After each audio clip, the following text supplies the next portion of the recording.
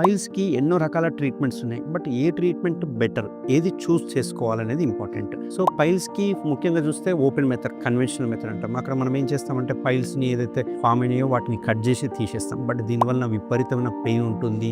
40 days bed rest తీసుకోవాల్సొస్తుంది. And ఓసారి bleeding కూడా అయ్యే అవకాశాలుంటాయి. రెండవ మెథడ్ ఏదంటే బ్యాండింగ్ మెథడ్ అంటాం. ఈ బ్యాండింగ్ మెథడ్‌లో కూడా వెరీ పెయిన్‌ఫుల్ మెథడ్ ఉంటుంది. ఎందుకంటే పైల్స్ అంటే నథింగ్ బట్ రక్తనాళాలు. ఆ రక్తనాళాలని టైట్‌గా కట్టేస్తాం. కట్టేయడం వల్ల కూడా విపరీతమైన పెయిన్ ఉంటుంది. ఇప్పుడున్న లేటెస్ట్ మెథడ్ ఏంటి అంటే లేజర్ టెక్నాలజీ. ఈ లేజర్ వలన ఏం చేస్తామంటే ఎటువంటి కోత ఉండదు, ఎటువంటి బ్లేడ్ యూజ్ చేయము, ఎటువంటి బ్లడ్ రాదు.